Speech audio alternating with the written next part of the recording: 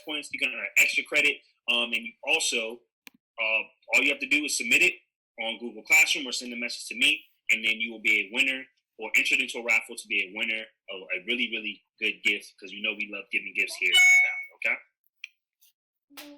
So, again, day 6 of our other raffle that we had is the 12 days of giving. And on day 6, guess where you have to earn those 5 PBIS points? In science, your favorite class, the class you love being in the most, right?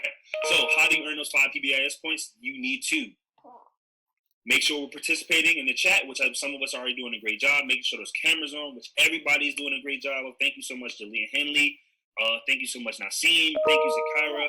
All right, and then also, you need to be able to submit click it to submit assignments. All right, so the first one that we had today was our 12/8 due now, which I have a pretty decent amount of us submitted, but please just make sure before 5 o'clock that everyone has submitted that due now. And then also we're going to talk a little bit about our race response, okay? So we talked about how we were going to use race to be able to answer or summarize our unit in investigation for today, okay? So some may ask, what exactly is race? I have the perfect response for you after we review our agenda for today, okay? So, Nasim, do me a favor, big dog. Can you read for me our agenda for today?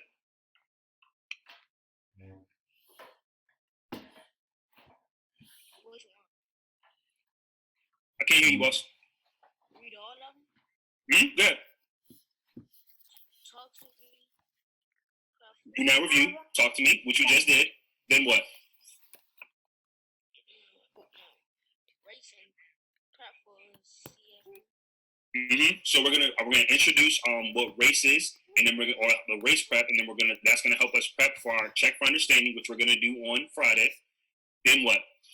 Let me know you got it. Okay, so we're gonna review some of our content, and so you're gonna show me what you got.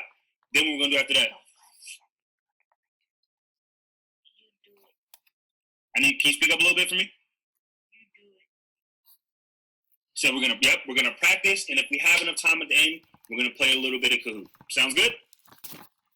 Perfect. So, what is race? All right. So race is actually a way that we answer. It's an acronym for how we're gonna answer questions when we take our CFUs, our Check for Understanding mini quizzes. Okay. So when we went back and we took our test and we were taking all of our quizzes from the last class, or from not last class, from the last unit that we did, one thing that I really noticed that we struggled with writing out answers, right? Like we did really, really great on the multiple choice because we do multiple choice all the time. We do it for our do now, we do it for exit tickets, right? We do it in other classes, but we struggled a little bit with writing, all right? So I want us to be able to write out our answers and give better answers and better responses for our writing. So today, what we're going to do is we're going to practice how to make good writing answers or write out good open-ended answers, okay? And that is going to be able to prepare us for our Check for Understanding unit quiz that we're going to have on Friday, okay? So originally it was scheduled to be today, but I don't want to do that because I don't think that we practice enough to be able to understand it. So I want to be able to give us a full day of practice to understand how we're going to win our race or win or answer our questions in our CFUs, okay? So, are you ready to race? So Kevin, I need you to do me a favor. Read for me what the first acronym means. R. What are we doing with R when we get a question? Restate the question. Thank you, boss. So when we have a question that we're reading, first thing we want to be able to do is we want to restate the question, okay? So we're going to get a question today that's for answering our unit, and we want to first be able to restate that question, okay? The next thing we're going to do after we restate the question, Miss Bailey, can you read for me what we're doing A, in the acronym A?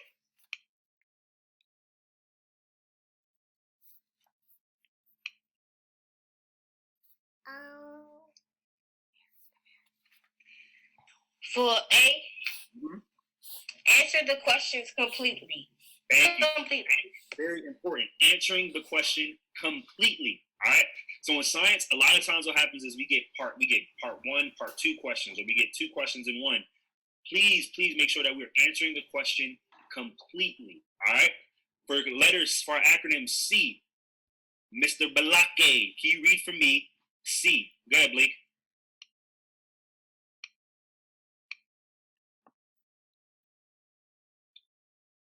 Blake, you there? Going once. Going twice. Blake, can you hear me?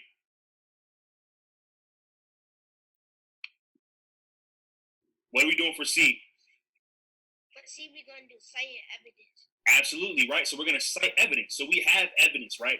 Every question that we answer, there will always either be a prompt for you, or you'll be able to refer back to text information that we have in either a book or notes that we have, right? So I want you to be able to cite your evidence. And the last one, I saw that hand, Zamari, so I want you to read for me E. What are we doing in acronym E?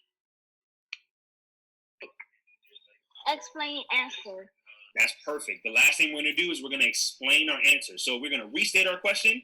We're going to answer our question completely. We're going to cite evidence, and then we're going to explain our answer at the end, okay? So are you guys ready to race?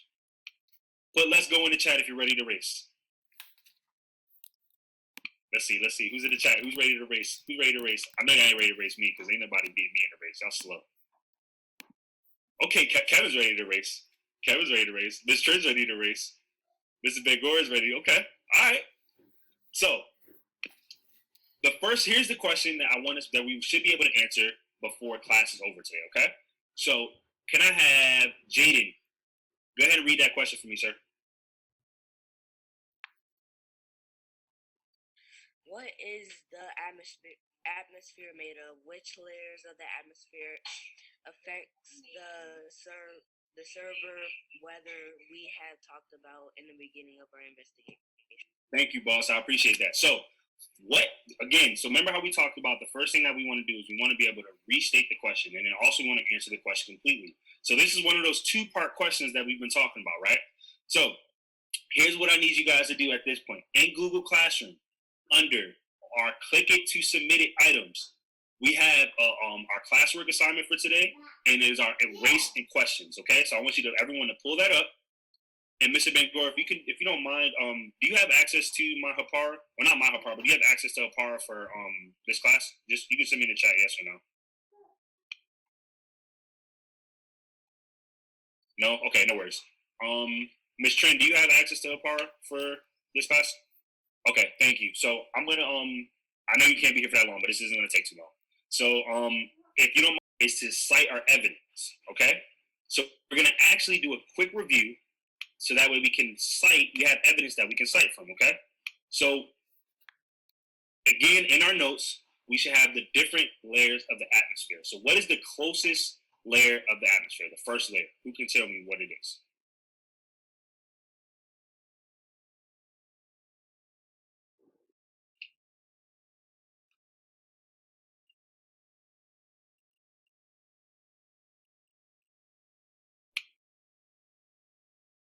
We just did it. We just shared what the closest layer of atmosphere was, right? We talked about the one where weather occurs, right? So that's the closest layer to us, right? Which one is that?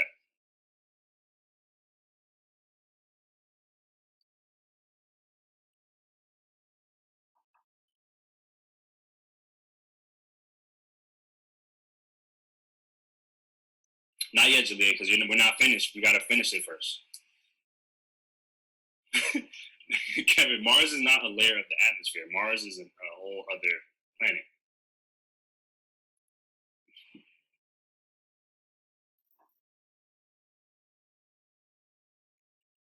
All right, let me just go. Let's go back real quick, okay?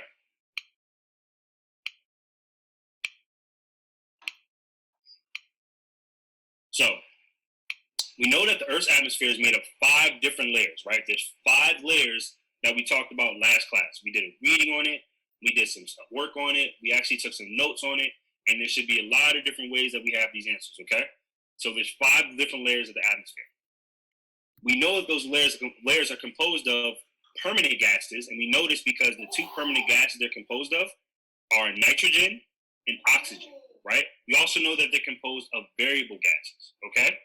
And then we know that the troposphere is the layer that affects the type of severe weather we have, because that is where weather occurs. Because that is the which layer, the closest layer. So when we go back, thank you, Zamari. Thank you, Kevin. Thank you, Jalea. We have the troposphere, which is the closest layer, which is where weather happens. All right? And then the layer after that is what? What is that? What comes after the troposphere? And Najee, you weren't one of the people who answered, so it looks like you might want to put these in your notes, okay? So I want you to put the troposphere is where weather happens and is the closest layer to the atmosphere, or closest layer to the Earth.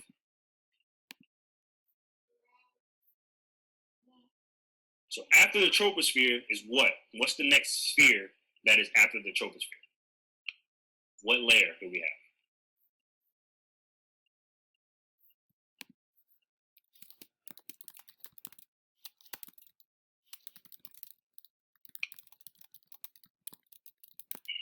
Deshaun, do you know what's the next layer afterwards?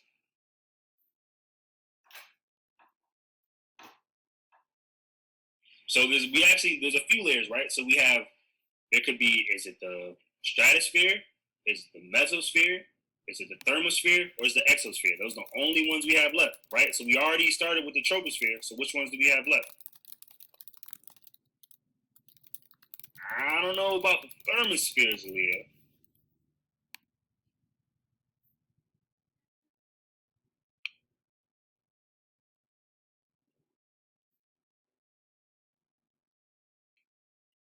To our atmosphere chart.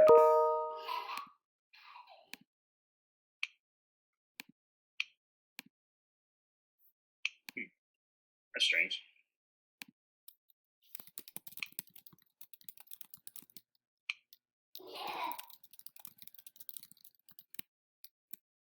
Where'd they go?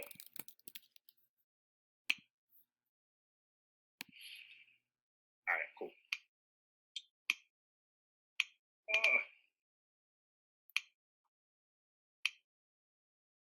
All right, bang. So now, can I have us tell me? We know that the first layer is the troposphere where weather happens. I should have in the chat, now we just talked about it, what is the next layer that we have? Thank you, Jalea. It's the stratosphere, right? And that's where ozone exists. That's where variable gas ozone exists. It exists in the stratosphere. Then after that is what? What's after the stratosphere? Thank you, Jalea. We have the mesosphere. And then after the mesosphere, we have one of the thinnest, it's the thinnest layer, the thickest layer. No, it's the thinnest layer, but the densest layer, which is the thermosphere. And then from there, thank you, Jalea, what is the outer space that we have? What's that called? I'm looking for somebody other than Jalea, because Leah's been killing it. She's clearly trying to get the 5 PBIS points for today and get interested. Thank you, Zamari. We have our exosphere, all right? So we were gonna go into the vocab and like quickly describe these different type of atmospheres, but we're actually running a little bit out of time, so I'm gonna read them for you. And we have our troposphere, like I said, which is the lowest layer of the Earth's atmosphere. Most of the Earth's air is found here, and the Earth's weather happens in the troposphere. All right. Then we have stratosphere, where the layer above the troposphere of the stratosphere, and you may have heard of the ozone layer. So the ozone layer is found in the stratosphere. So this layer of ozone, which protects us from the sun's UV rays, that layer is in the stratosphere. Then after that, we have what's called the mesosphere.